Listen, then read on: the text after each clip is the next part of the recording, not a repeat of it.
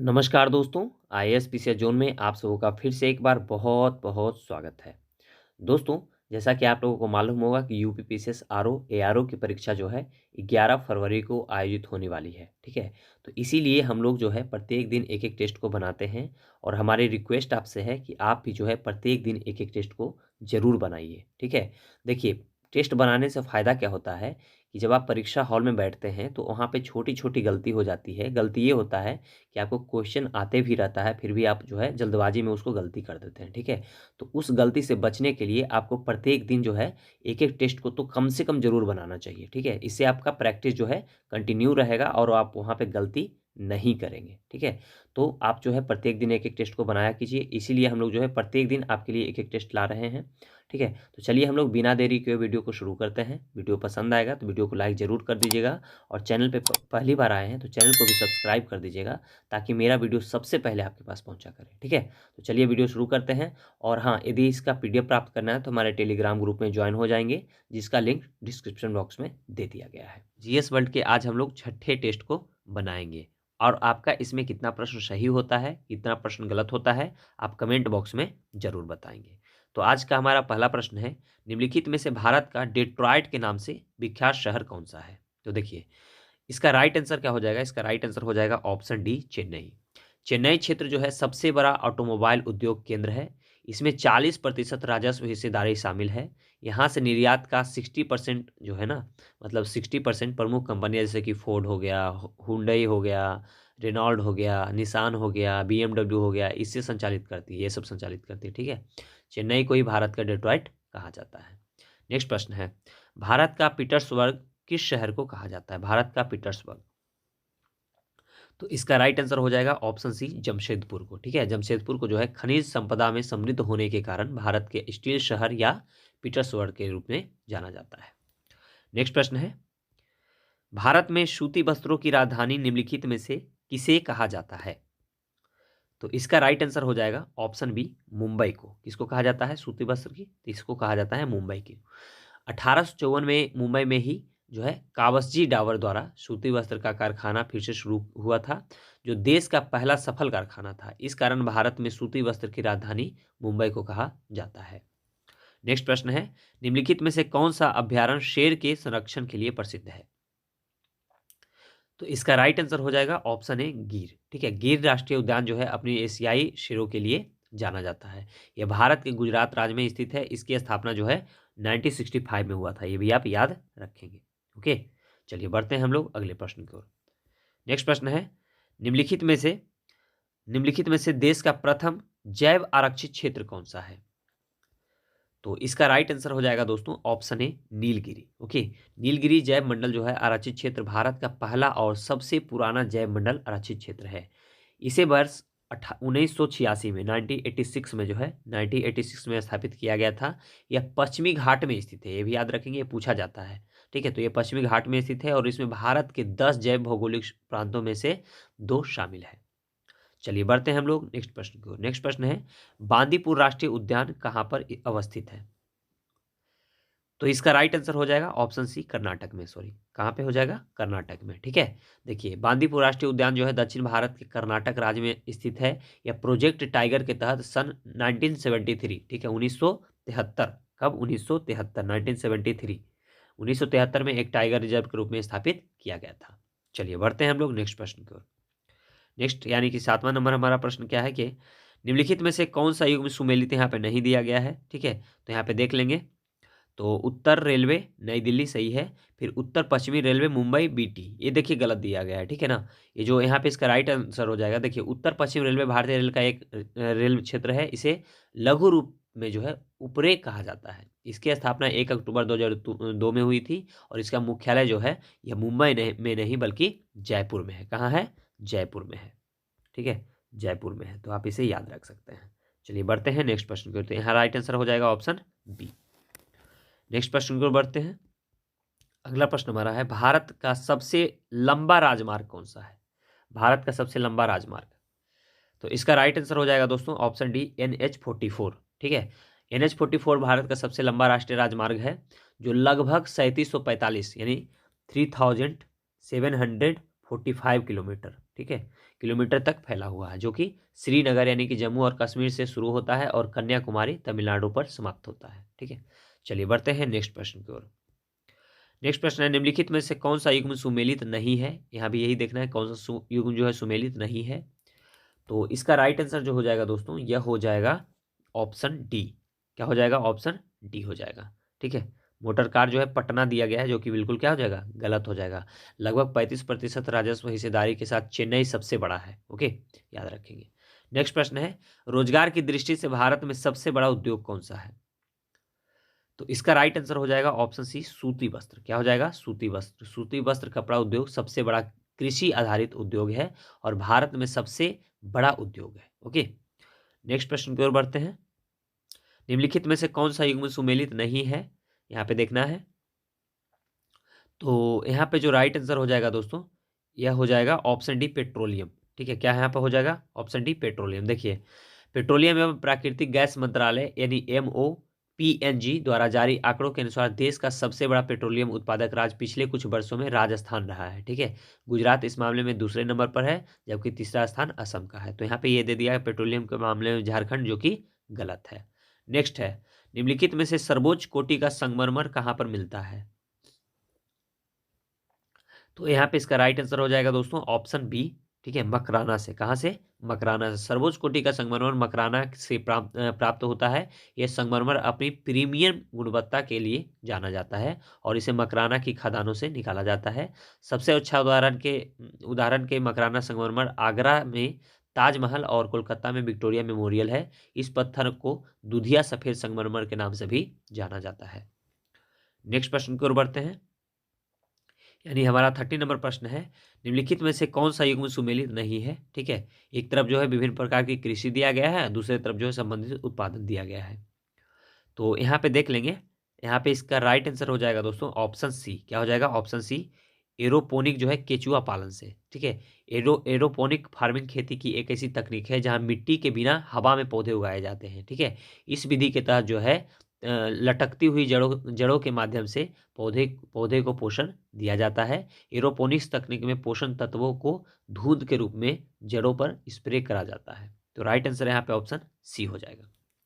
Next प्रश्न है, निम्नलिखित में से कौन सा युग्म सुमेलित नहीं है? एक तरफ क्रांति दिया गया है, दूसरे तरफ उत्पादन दिया गया है। ठीक है, तो देख लेंगे यहाँ पे। तो यहाँ पे जो इसका राइट आंसर हो जाएगा दोस्तों, ये हो जाएगा ऑप्शन डी। गुलाबी जो है वो तिलहन से दे दिया गया, जो कि बिल्कुल गलत है। ओके, देखिए क्या है कि भारत ने अपने खाद्य उद्योग में कई क्रांतियां देखी है, जैसे कि श्वेत और हरित क्रांति, जो क्रमशः दूध से और कृषि से संबंधित थी। गुलाबी क्रांति के तहत पोल्ट्री और मांस क्षेत्र, प्याज उत्पादन और फार्मास्यूटिकल पर ध्यान केंद्रित किया गया था। ठीक है, भारत एक ऐसा देश है जो मुर्गी पालन और मवेशियों की आबादी से समृद्ध है। इस क्षेत्र में बढ़ने की काफी संभावना भी है। तो यहाँ पे राइट आंसर हो जाएगा गुलाबी क्रांति, जो कि तिलहन दिया है, ये गलत है। नेक्स्ट प्रश्न की ओर बढ़ते हैं, भारत में रेशम का सबसे बड़ा उत्पादक राज्य कौन सा है? तो इसका राइट आंसर हो जाएगा दोस्तों ऑप्शन ए, कर्नाटक। क्या हो जाएगा? कर्नाटक हो जाएगा। नेक्स्ट प्रश्न है, निम्नलिखित में से खरीफ फसलों को चुने। ठीक है, इसमें जो है कौन सा खरीफ फसल है? तो यहाँ पे देख लेंगे। तो यहाँ पे जो है धान भी है, गन्ना भी हो जाएगा, अरहर भी हो जाएगा, ज्वार भी हो जाएगा, लेकिन आलू देखिए नहीं होगा यहाँ पे। ठीक है, यहाँ पे आलू इसमें शामिल नहीं होगा। ओके, चलिए, तो इसलिए यहाँ पे राइट आंसर क्या हो जाएगा इसका राइट आंसर हो जाएगा 1 2 3 4 यानी ऑप्शन सी। नेक्स्ट प्रश्न है, निम्नलिखित में से रबी फसलों का चयन करें। रबी फसल इसमें से कौन सा है? तो यहाँ पे देख लेंगे, गेहूं तो हो जाएगा। ठीक है, गेहूं हो जाएगा रबी फसल, फिर मटर हो जाएगा रबी फसल, और फिर राई हो जाएगा रबी फसल। ठीक है, जबकि मक्का और अरहर इसमें शामिल नहीं होगा। ठीक है, तो यह इसलिए इसका राइट आंसर क्या हो जाएगा 1 2 और 5, यानी राइट आंसर ऑप्शन बी होगा। नेक्स्ट प्रश्न है, सुंदरबन का डेल्टा कौन सी नदी बनाती है? सुंदरबन का डेल्टा, तो इसका राइट आंसर क्या हो जाएगा? इसका राइट आंसर हो जाएगा ऑप्शन बी, ब्रह्मपुत्र नदी। नेक्स्ट प्रश्न है, निम्नलिखित में से किस राज्य की सीमा देश के सर्वाधिक राज्यों को छूती है? तो इसका राइट आंसर क्या हो जाएगा? इसका राइट आंसर हो जाएगा अपना उत्तर प्रदेश। ठीक है, चलिए बढ़ते हैं नेक्स्ट प्रश्न को। आपको कमेंट बॉक्स में बताना है कि उत्तर प्रदेश जो है कितने राज्यों की सीमा को छूती है। ठीक है, ये कमेंट बॉक्स में जरूर बताएंगे। नेक्स्ट प्रश्न है, वर्ष 2011 के अनुसार उत्तर प्रदेश राज्य में महिला आबादी कुल आबादी का लगभग कितना प्रतिशत है? 2011 की जनगणना के अनुसार। तो महिला आबादी जो है वो 43% है। ठीक है, राइट आंसर ऑप्शन ए होगा। नेक्स्ट प्रश्न है, जनगणना 2011 के अनुसार उत्तर प्रदेश में निम्न में से कौन समुदाय सर्वाधिक साक्षर है? तो इसका राइट आंसर हो जाएगा ऑप्शन सी, जैन समुदाय। कौन सा समुदाय? जैन समुदाय। ओके, चलिए बढ़ते हैं नेक्स्ट प्रश्न को। वर्ष 2011 की जनगणना के अनुसार राज्य में सर्वाधिक जनघनत्व वाला जिला कौन सा है? तो इसका राइट आंसर हो जाएगा ऑप्शन डी, गाजियाबाद। ठीक है, नेक्स्ट प्रश्न है, राज्य में न्यूनतम लिंगानुपात वाला जिला यानी जनगणना 2011 के अनुसार कौन सा है? इसका राइट आंसर हो जाएगा option A, Gautam Buddha Nagar. Next प्रश्न है, उत्तर प्रदेश राज्य में जनगणना 2011 जो कि अंतिम आंकड़े के अनुसार न्यूनतम 10 की वृद्धि दर वाला जिला कौन सा है? इसका राइट आंसर हो जाएगा ऑप्शन डी, कानपुर नगर। कौन सा हो जाएगा? कानपुर नगर हो जाएगा। नेक्स्ट प्रश्न है, जनगणना 2011 के अनुसार राज्य की महिला जनसंख्या में 10 की वृद्धि दर कितनी प्रतिशत रही है? इसका राइट आंसर हो जाएगा ऑप्शन ए, 20.88%। ठीक है, नेक्स्ट प्रश्न है, वर्ष 2011 की तुलना में वर्ष 2001 की तुलना में वर्ष 2011 जो कि अंतिम आंकड़े में उत्तर प्रदेश की साक्षरता में कितने प्रतिशत की वृद्धि हुई है? तो इसका राइट आंसर क्या हो जाएगा दोस्तों? इसका राइट आंसर हो जाएगा ऑप्शन बी, 13.36%। ओके, नेक्स्ट प्रश्न है, देखिए यदि 2001 की यदि हम बात करें तो 2001 में जो यहाँ पे था, ये था 56.27%। ठीक है, और जबकि 2011 में बढ़ करके साक्षरता दर कितना हो गया? 69.72%। ठीक है, लगभग जो है 13.36%। ठीक है, तो इसलिए राइट आंसर क्या हो जाएगा? Option B. नेक्स्ट प्रश्न है, जनगणना 2011 के अनुसार उत्तर प्रदेश में ग्रामीण साक्षरता दर कितनी है? तो इसका राइट आंसर हो जाएगा ऑप्शन ए, 65.5%। नेक्स्ट प्रश्न है, जनगणना 2011 के अनुसार उत्तर प्रदेश में ग्रामीण जनसंख्या कुल जनसंख्या के कितने प्रतिशत है? तो इसका राइट आंसर हो जाएगा 77.73%। ठीक है, नेक्स्ट प्रश्न है, उत्तर प्रदेश पंचायत राज संशोधन अधिनियम कब पारित किया गया? तो इसका राइट आंसर हो जाएगा ऑप्शन बी, 1994 में। ठीक है, 1994 में। नेक्स्ट प्रश्न है, उत्तर प्रदेश को पहले किस नाम से जाना जाता था? तो इसका राइट आंसर हो जाएगा ऑप्शन ए, संयुक्त प्रांत के नाम से। ठीक है, नेक्स्ट प्रश्न है, उत्तर प्रदेश का राज्य पक्षी कौन सा है? राजकीय पक्षी, तो राजकीय पक्षी क्या है? सारस क्रेन, यानी राइट आंसर ऑप्शन ए होगा।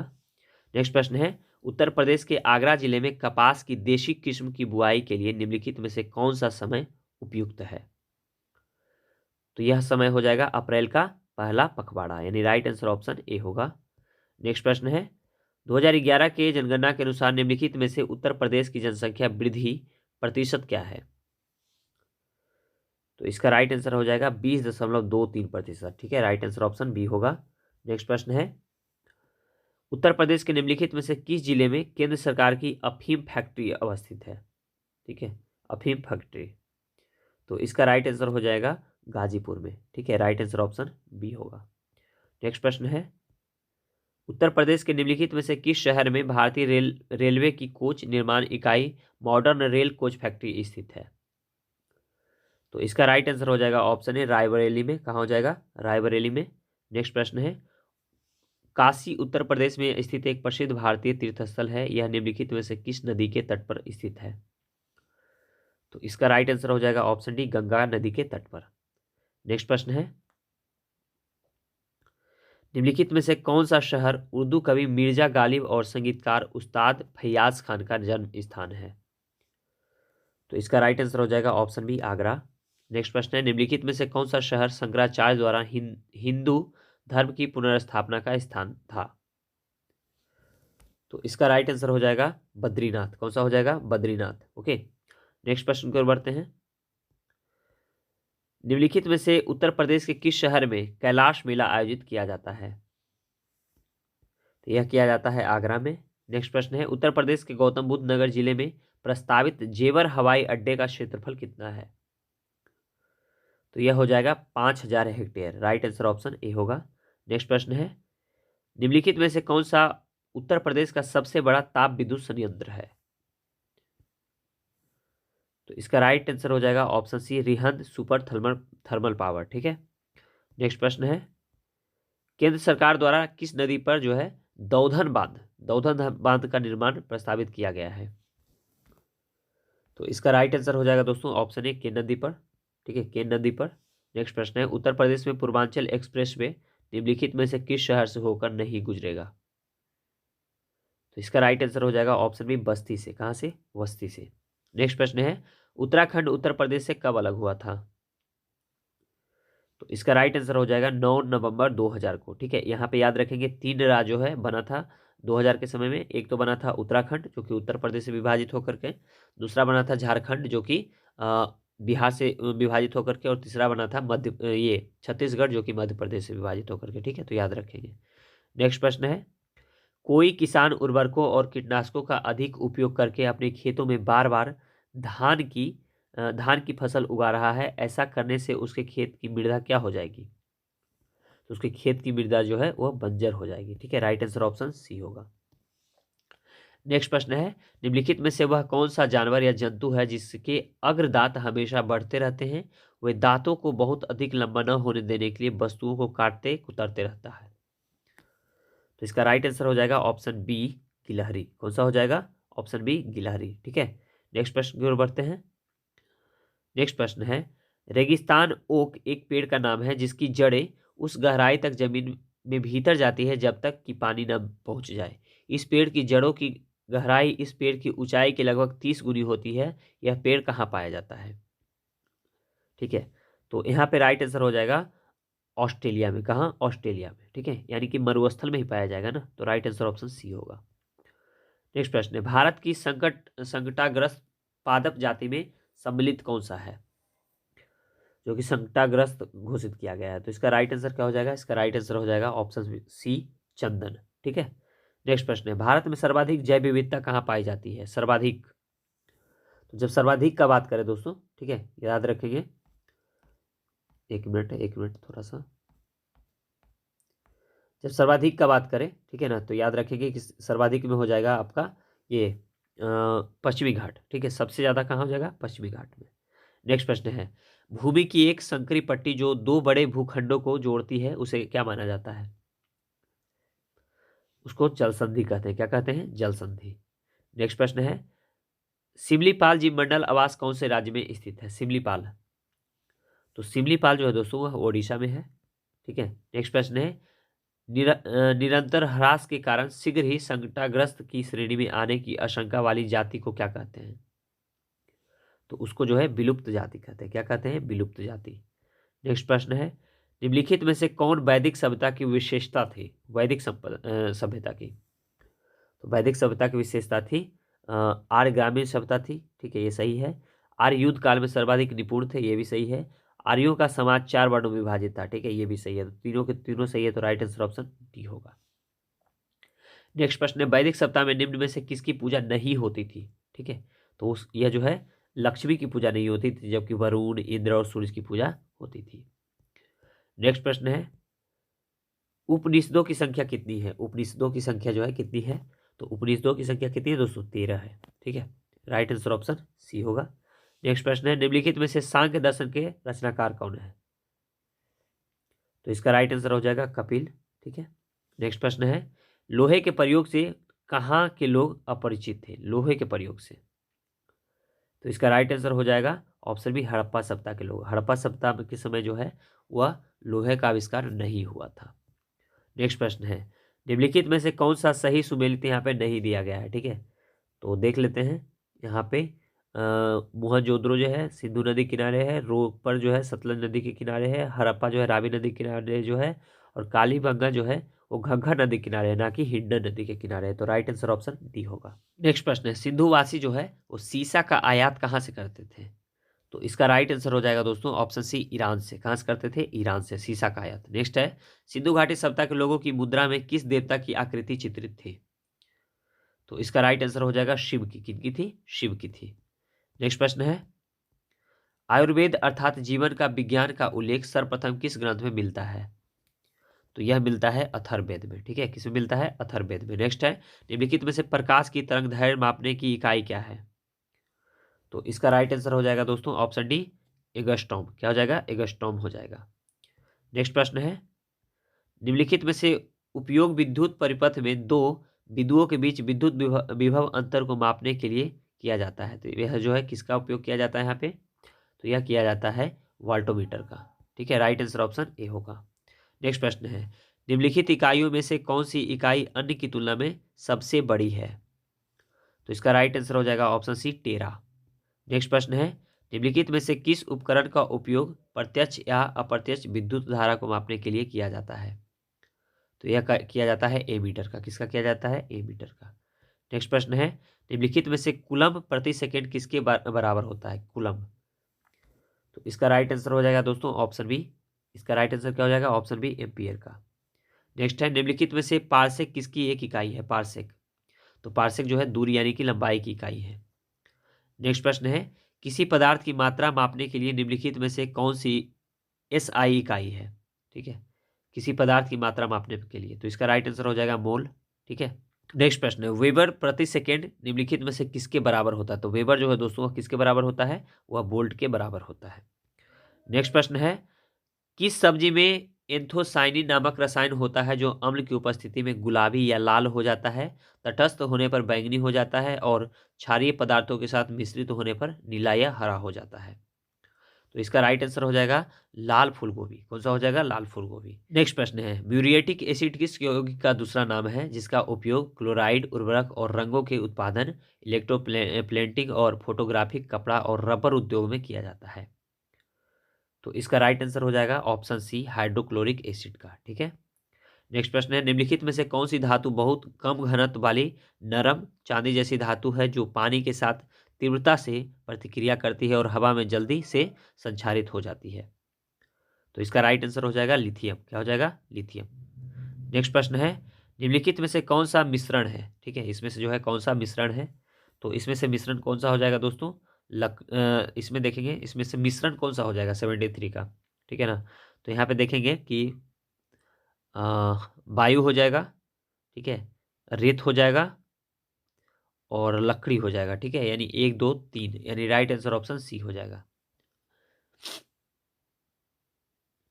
नेक्स्ट प्रश्न है, सेल्फ स्टार्टिंग इंजनों में निम्नलिखित में से किसका उपयोग एंटी फ्रीजिंग पदार्थ के रूप में किया जाता है? ठीक है, तो यहाँ पे इसका राइट आंसर क्या हो जाएगा दोस्तों? इसका राइट आंसर हो जाएगा ऑप्शन सी, एथिलीन ग्लाइकॉल का। किसका? एथिलीन ग्लाइकॉल का। नेक्स्ट प्रश्न है, डीजल की गुणवत्ता किस अंक से व्यक्त की जाती है? डीजल की गुणवत्ता, तो डीजल की जो गुणवत्ता है दोस्तों वह सीटोन संख्या से की जाती है। किससे? सीटोन संख्या से। नेक्स्ट प्रश्न है, सर्कैडियन रिदम शब्द किससे संबंधित है? तो इसका राइट आंसर हो जाएगा बॉडी क्लॉक से। किससे है? बॉडी क्लॉक से। नेक्स्ट है, शाकाहारी भोजन श्रृंखला में कौन सा पोषी स्तर बनाते हैं? इसका राइट आंसर हो जाएगा दूसरा। कौन सा स्तर? दूसरा। नेक्स्ट प्रश्न है, निम्नलिखित में से कौन सा एकमात्र पानी में घुलनशील विटामिन है जिसे यकृत में कई वर्षों तक संग्रहित किया जा सकता है? तो इसका राइट आंसर हो जाएगा विटामिन B12। कौन सा हो जाएगा? Vitamin B12। नेक्स्ट है, निम्नलिखित में से कौन सा मानव शरीर में पाया जाने वाला एक सूक्ष्म खनिज है? इसका राइट आंसर हो जाएगा सेलेनियम। कौन हो जाएगा? सेलेनियम।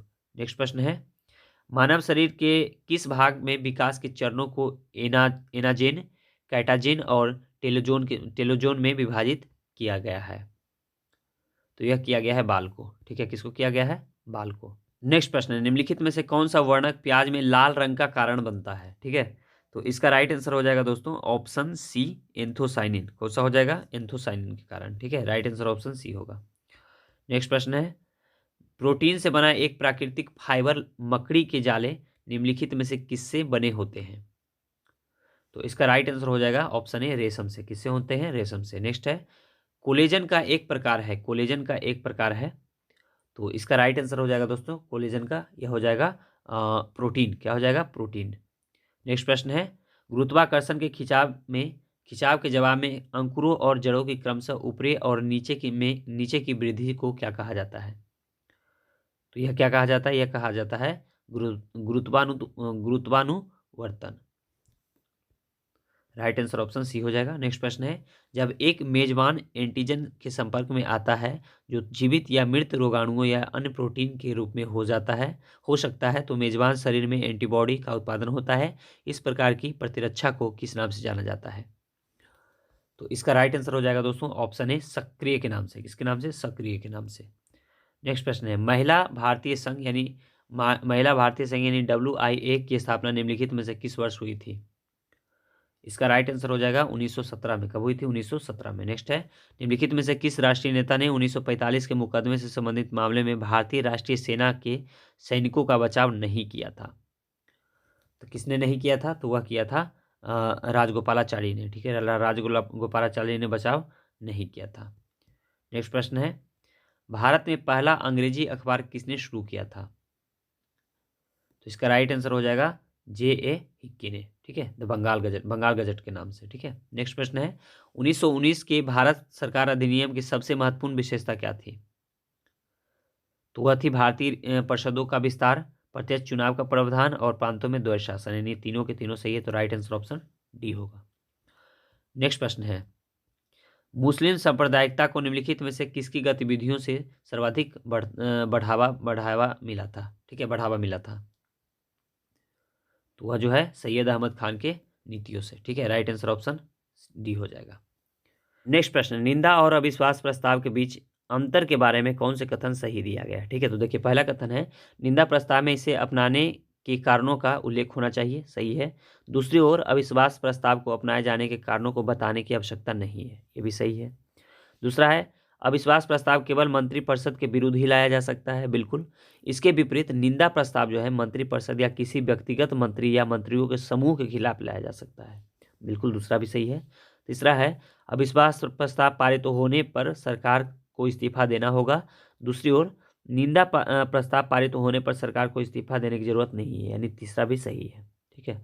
चौथा देख लेते हैं, निंदा प्रस्ताव लोकसभा और राज्यसभा दोनों में लाया जा सकता है, जबकि अविश्वास प्रस्ताव केवल लोकसभा में ही लाया जा सकता है। देखिए ये गलत है।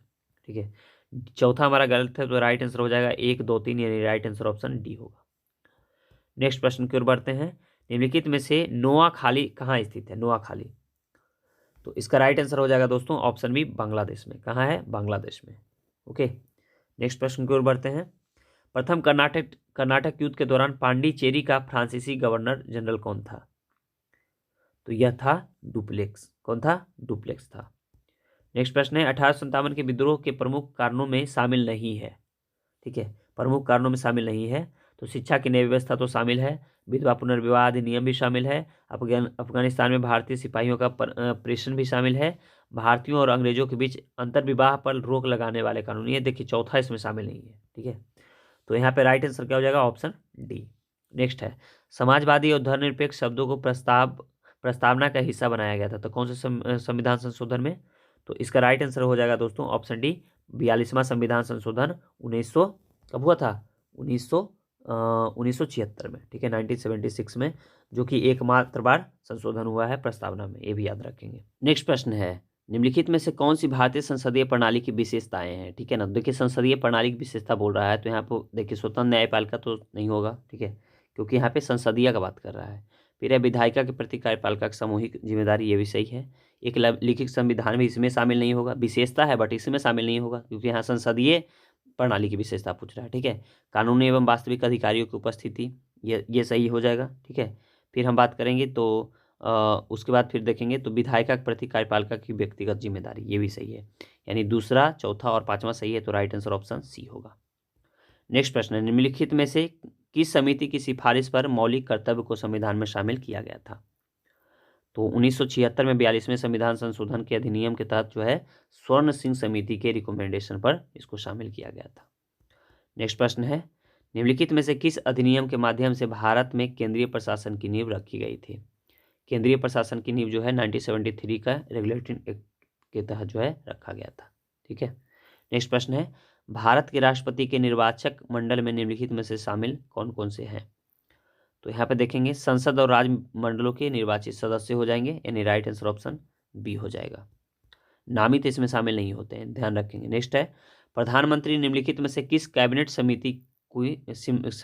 समिति की नेतृत्व नहीं करते हैं? ठीक है, नहीं करते हैं। तो किसका नहीं करेंगे? तो आवास संबंधी मंत्रिमंडलीय समिति की। बाद बाकी मंत्रिमंडल की नियुक्ति किस समिति में करेंगे? आर्थिक मामलों की मंत्रिमंडलीय समिति में भी करेंगे, केंद्रीय मंत्रिमंडल की सुरक्षा संबंधी समिति में भी करेंगे। ठीक है, सिर्फ यहाँ पे ऑप्शन जो बी है ये नहीं शामिल होगा। नेक्स्ट है, निम्नलिखित में से किस संसदीय समिति का अध्यक्ष अनिवार्य रूप से सत्तारूढ़ दल का सदस्य होता है? तो वह होता है प्राक्कलन समिति का। ठीक है, राइट आंसर ऑप्शन ए होगा।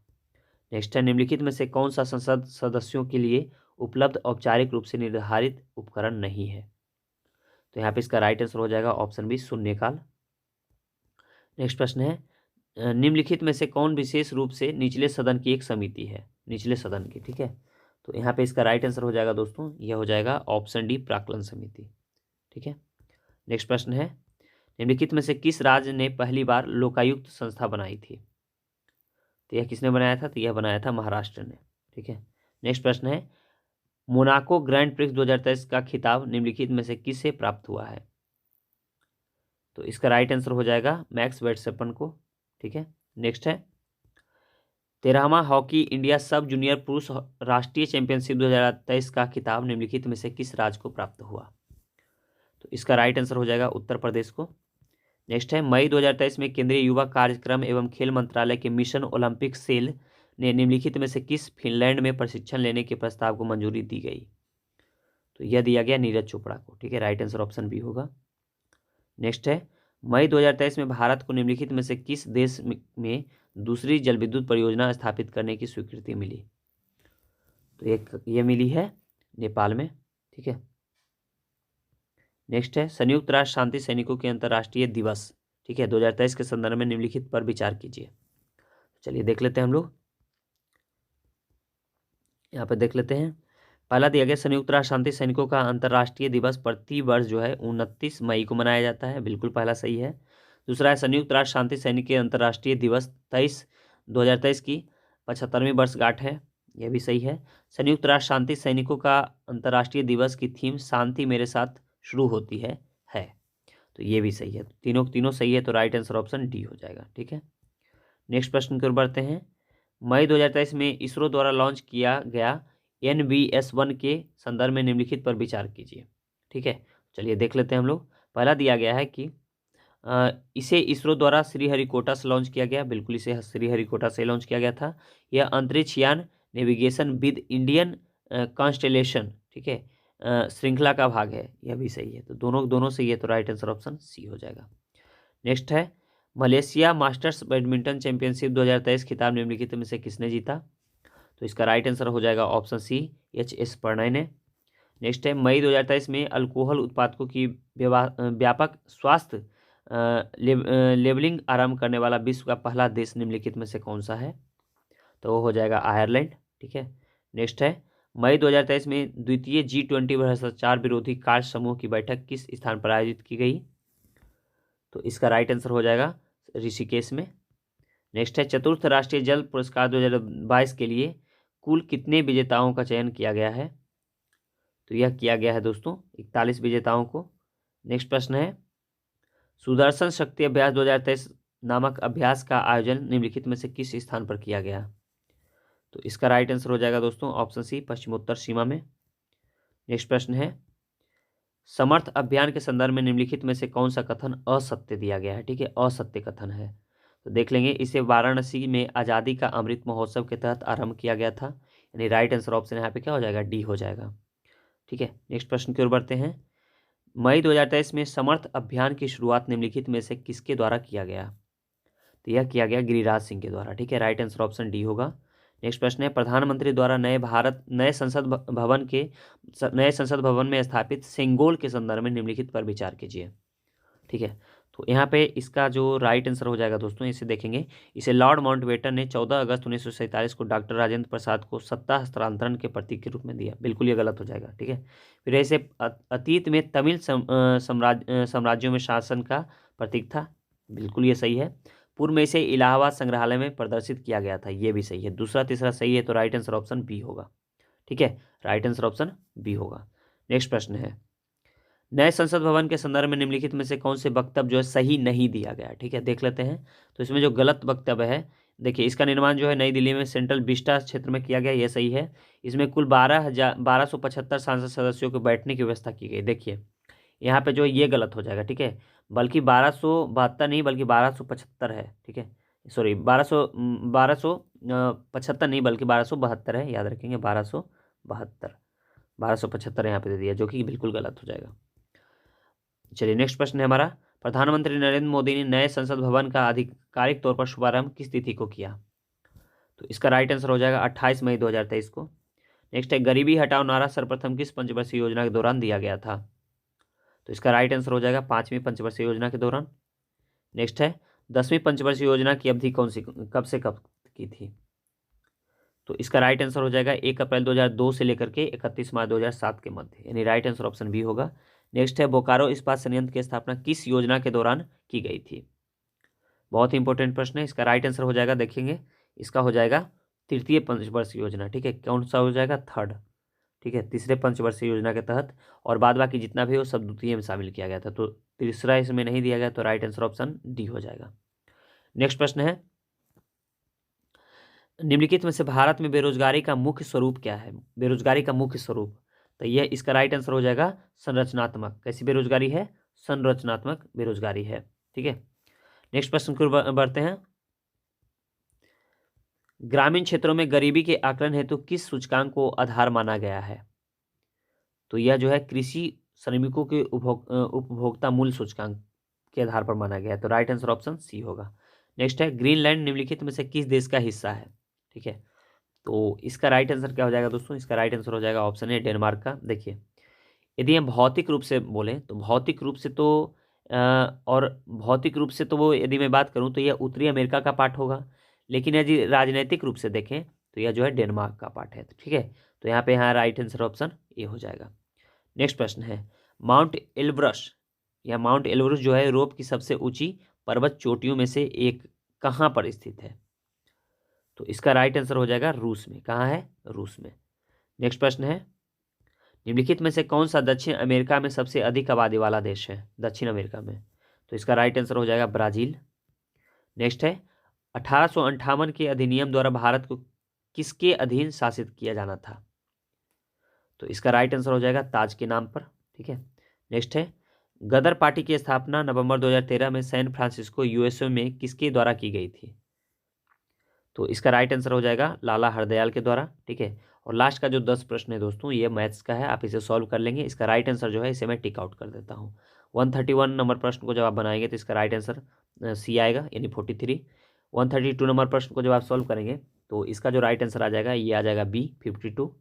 133 नंबर प्रश्न को जब आप सॉल्व करेंगे तो इसका जो राइट आंसर आ जाएगा ये आ जाएगा ऑप्शन सी 216 घन मीटर। 134 नंबर प्रश्न को जब आप सॉल्व करेंगे तो इसका राइट आंसर आ जाएगा बी। 135 नंबर प्रश्न को जब आप सॉल्व करेंगे तो इसका राइट आंसर आ जाएगा सी। 136 नंबर प्रश्न को जब आप सॉल्व करेंगे तो इसका राइट आंसर आ जाएगा सी। 137 नंबर प्रश्न को जब आप सॉल्व करेंगे तो इसका राइट आंसर आ जाएगा सी। 138 नंबर प्रश्न को जब आप सॉल्व करेंगे तो इसका राइट आंसर आ जाएगा बी। 139 नंबर प्रश्न को जब आप सॉल्व करेंगे तो इसका राइट आंसर आ जाएगा डी। और 140 नंबर प्रश्न को सॉल्व करेंगे तो इसका भी राइट आंसर ऑप्शन डी आएगा, ठीक है। तो इस प्रकार हम लोगों ने 140 प्रश्न को कंप्लीट किया है, और आपका इसमें कितने प्रश्न सही हुआ है कमेंट बॉक्स में जरूर बताएंगे। वीडियो कैसा लगा कमेंट बॉक्स में बता दीजिएगा, ठीक है। वीडियो पसंद आया तो वीडियो को लाइक कीजिए, चैनल पे पहली बार आए तो चैनल को जरूर सब्सक्राइब कर दीजिए, और दोस्तों से भी इस वीडियो को शेयर कीजिए ताकि उनको भी इसका फ़ायदा हो सके। चलिए अपना ख्याल रखें, पढ़ाई करते रहें, जय हिंद।